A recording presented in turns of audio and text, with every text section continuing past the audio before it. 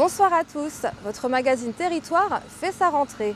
Hasard du calendrier, la première pierre du futur conservatoire communautaire de l'agglomération forbachoise vient d'être posée. Nous reviendrons donc dans ce numéro sur l'ambitieux chantier de reconversion du site Sainte-Barbe. 6 hectares qui, après la fermeture de l'hôpital en 2010, auraient pu devenir une nouvelle friche, voire même une verrue pour la Moselle-Est. Mais c'était sans compter la volonté des élus du territoire. Conscients du potentiel attractif du site, à 2 pas du centre-ville de Forbach, ils ont voulu valoriser ce patrimoine historique en lui offrant un nouveau rayonnement.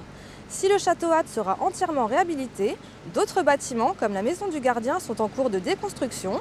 Ces démolitions ont débuté en septembre. Nous ferons le point sur ce chantier dans un reportage afin de vous donner un aperçu du renouveau du site Sainte-Barbe. Déclaré territoire à enjeu d'intérêt communautaire en 2011, le site de l'ancien hôpital Sainte-Barbe entame sa reconversion. Notre invité, le président de la communauté d'agglomération de Forbach-Porte-de-France, est bien placé pour nous en parler puisqu'il a été l'un des porteurs de ce projet d'envergure pour le territoire. Paul Félinger, bonjour. Bonjour. Alors ça a pris du temps, la première note n'a pas encore été jouée, mais la première pierre a été posée. Qu'est-ce que ça fait de voir ce rêve se concrétiser? Écoutez, déjà, je me réjouis de cette journée déjà et puis de la pose de cette première pierre qui lance, pour ainsi dire, le chantier de réhabilitation de l'ensemble du site, je dirais, et tout particulièrement du château Hatte, qui est la maison de maître, qui était à l'époque la maison de maître donc, de cet ensemble et qui va être réhabilité donc, afin d'accueillir le futur conservatoire de musique et de danse intercommunal. Il ne faut pas l'oublier. Voilà, vous venez de le dire, donc le château Hatte, c'est une belle bâtisse. C'était important de valoriser ce patrimoine historique, mais en même temps, en accueillant le conservatoire, ça va, miser sur l'avenir à travers la culture, la jeunesse. Pour nous, donc, communauté d'agglomération, notre premier objectif, c'était de lancer une étude d'ensemble du site.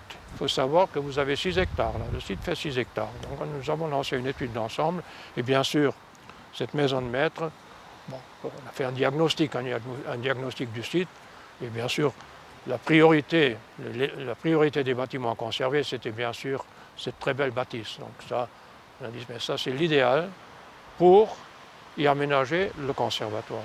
Le conservatoire, comme je l'ai dit tout à l'heure dans mon intervention, est vraiment à l'étroit actuellement. Il y a quand même 600 élèves qui fréquentent notre conservatoire qui a quand même un label national, donc qui est reconnu. Donc 600 élèves, une trentaine de professeurs, ils sont à l'étroit, mais ici, ils sont vraiment dans de très bonnes conditions et pourront travailler dans de très bonnes conditions ici.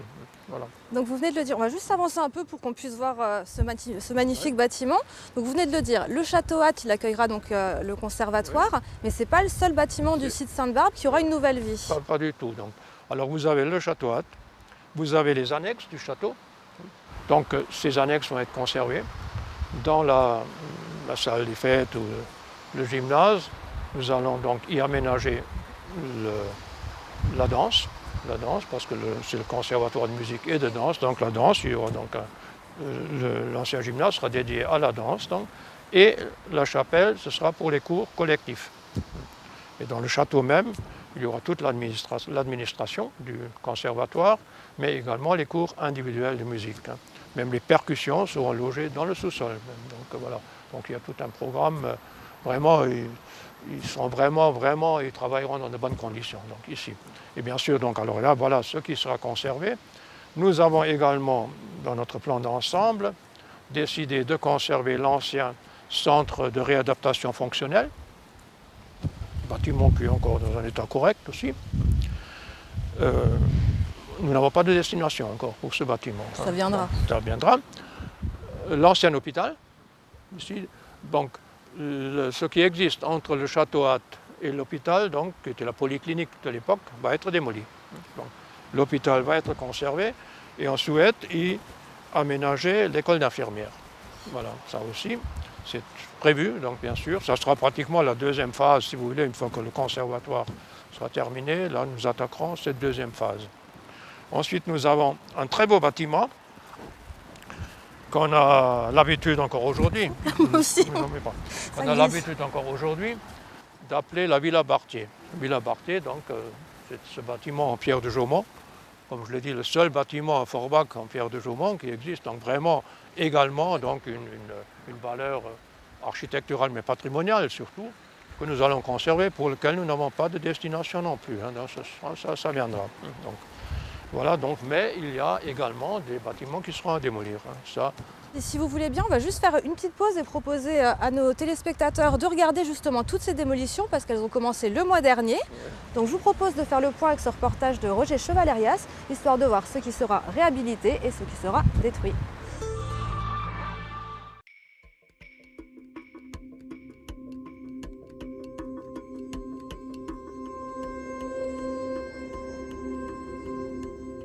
Les travaux les plus spectaculaires ont démarré en septembre avec les démolitions.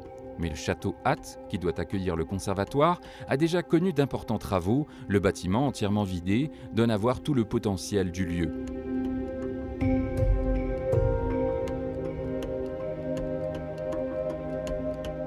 Deux chantiers complémentaires se côtoient sur le site, celui mené par l'agglomération de Forbach avec le nouveau conservatoire et les démolitions actuellement pilotées par l'établissement public foncier lorrain.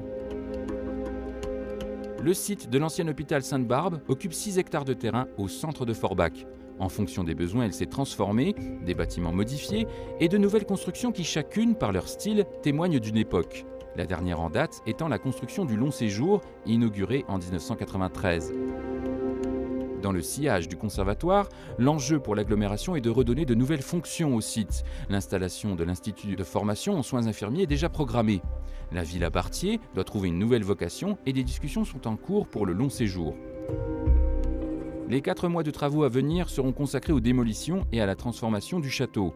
Ce chantier du nouveau conservatoire, d'un coût de 4,3 millions d'euros hors taxes, est porté par l'agglomération de Forbach et pour près de la moitié subventionné par le département, la région et l'État. Alors ces déconstructions, vous venez de le dire, elles ne sont pas du goût de tous, mais on ne pouvait pas tout garder. Et j'imagine que l'idée de se séparer de certains bâtiments vétustes, c'est d'ouvrir la voie à de nouveaux projets.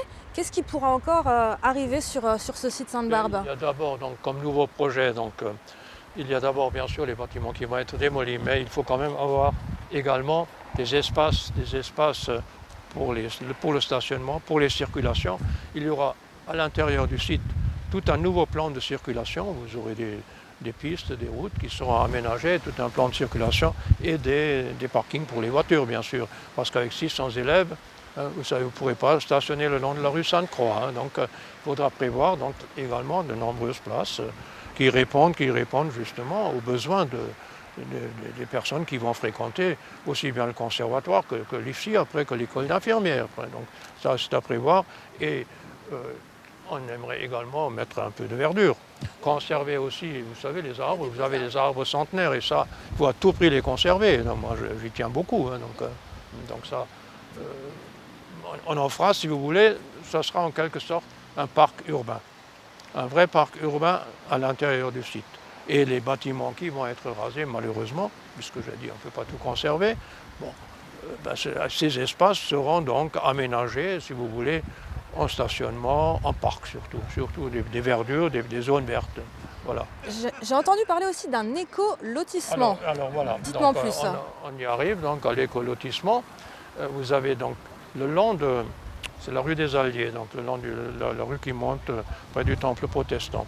Vous avez là tout un espace qui sera, lui, normalement, je dis bien, dédié, mais ça on le verra encore avec la ville de Forbach, à un lotissement à haute qualité environnementale et énergétique. Voilà, c'est ça l'éco-lotissement, si vous voulez. Voilà. Ça, c'est notre souhait. Voilà, mais on discutera avec la ville, bien sûr. Hein. Voilà. Alors on va parler juste un tout petit peu argent, parce que pour mener à bien ce titanesque projet, il a fallu trouver des fonds.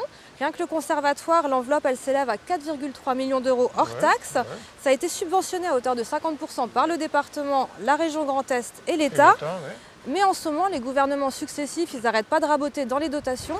Est-ce qu'à vos yeux, ça peut mettre à mal les projets futurs Écoutez, si vraiment on continue à nous ponctionner nos dotations, bien évidemment. Bon, j'espère qu'on arrivera quand même à financer l'ensemble, mais ça peut mettre à mal, c'est bien l'expression, mettre à mal les investissements futurs. Je ne voudrais pas dire qu'on ne va pas abandonner ce projet, mais ça peut le prolonger, vous voyez, parce qu'il ne peut pas se permettre d'emprunter, il faut aussi rembourser les emprunts. Donc il y a un certain encours de dette que je n'aimerais pas dépasser. Donc si on continue à nous ponctionner nos subventions, nos dotations, le chantier, au lieu d'être un chantier de 10 ans, il peut se prolonger sur 15 ans. Voilà. J'ai une dernière question, monsieur Fellinger. Vous allez céder la présidence de la communauté d'agglomération. C'est l'occasion de faire un petit coup d'œil dans le rétro. Est-ce que vous avez des fiertés, des satisfactions et des regrets? Ou des regrets? Écoutez, les satisfactions bien sûr, quand nous avons défini, si vous voulez, au début du mandat, un carnet de route, des objectifs. L'objectif, c'était les différents chantiers, l'attractivité du territoire, le développement du territoire. Et ici, on en a un exemple. Un deuxième exemple, c'est la piscine. La réhabilitation de la piscine. Encore un projet de 4 millions d'euros, donc qui est ficelé, pareil. Donc voilà, on attend maintenant les subventionnements qui sont en cours. Donc là, ça, c'est le deuxième grand projet. Et puis, il y a un projet dont on parle peut-être pas beaucoup, c'est le développement de la fibre optique. On en parle quand même. On en parle peut-être quand même, oui, mais bon, moi j'en entends pas tellement parler, mais c'est un projet de 10 millions d'euros aussi, que l'Aglo a lancé. C'est encore un projet d'avenir. Et bon, ensuite vous avez le tourisme, les projets de tourisme. Nous avons lancé un schéma de développement touristique, parce qu'il faut aussi. Bon, il y a des gens qui disent, ben, c'est pas tellement une région propice au tourisme, si, mais il y a quand même, vous savez bien, il y a des zones vertes, il y a quand même beaucoup d'attractivité au niveau tourisme. Je prends le musée, je prends toute la partie rurale. On a encore, la semaine dernière, on a encore inauguré une salle à médecins avec un magnifique étang, c'est une magnifique zone de loisirs. Tout cela, il y a les hauteurs de Spicheren. Il y a des choses à voir chez nous. Bien sûr, on ne vient pas pour passer des vacances de 15 jours, on vient pour visiter, visiter des sites spécifiques. Donc il y a des sites. Donc il y a tout ce projet touristique. Là aussi, nous allons réhabiliter dans ce projet touristique certaines friches, comme les carrières. Vous avez la carrière de Simon, qui normalement sera à terme un magnifique plan d'eau, avec la végétation qui reprendra ses droits. Ce sera un endroit magnifique aussi. Donc tout cela, ce sont des projets d'avenir. Et ça, ce sont personnellement mes satisfactions, et grande satisfaction d'avoir pu travailler au sein d'un consensus que nous avons eu. C'est pour ça que nous avons mis en place cette alternance de présidence. C'est un engagement moral. On est élu pour 6 ans. Donc nous avons décidé, Laurent Kalinowski et moi-même, en 2008 déjà, donc, de partir dans une alternance, de ne pas tenir compte des clivages politiques. Nous avions, le maire de Forbach et moi-même, des opinions politiques différentes, mais on n'en a jamais fait vraiment obstacle. Ça n'était pas un obstacle, si vous voulez. On avait un objectif commun, développer, redynamiser cette région qui souffre quand même de la fin de l'activité minière, il faut le dire. Donc c'est encore une région sinistrée. On n'est pas au bout du tunnel. Donc je pense que si on se concentre sur des clivages politiques, si vraiment on s'enferme dans des clivages politiques, on n'arrivera à aucun résultat. Maintenant, j'ai aussi des regrets. Un grand regret, c'est de n'avoir pas pu réaliser la fusion avec mon voisin de Frémin-Merlebach. Ça, c'est vraiment un de mes grands regrets, parce qu'ensemble, il faut une union. Nous sommes une agglomération, nous sommes un territoire pour pouvoir développer cet axe transfrontalier avec nos voisins sarrois. Vous voyez, donc on a cette chance d'avoir le Saarbrück à côté. Donc moi je pense que vraiment pour pouvoir développer une entité, faire aussi une métropole transfrontalière, il faudrait aussi qu'on s'entende, qu'on arrive à s'entendre au sein de notre territoire, quoi. Et donc c'est un regret. Nous coopérons sur beaucoup d'éléments, quoi. Par exemple, hier on a signé une convention donc pour la télé communautaire. Donc voilà, on s'entend, mais bon, dommage qu'on n'ait pas pu réaliser cette fusion, cette grande fusion. On aurait été vraiment une grande intercommunalité avec plus de 100 000 habitants. Mais bon, ça n'a pas pu se faire et je suis certain que ça se fera un jour. Voilà. On espère, on verra ça. Voilà. Écoutez, ce sera le mot de la fin. Merci beaucoup, monsieur Fellinger, d'avoir répondu à mes questions. Je vous laisse repartir donc, vers les dossiers qui vous attendent encore à la tête du SCOT Val de Rossel. Voilà, et puis à très bientôt alors. Écoutez, c'est moi qui vous remercie aussi Il de n'y a, m'avoir interviewé. Voilà. pas de quoi. Voilà. C'est la fin de ce territoire. Merci de l'avoir suivi. On se retrouve dans un mois pour un nouveau numéro. Très bonne soirée à tous.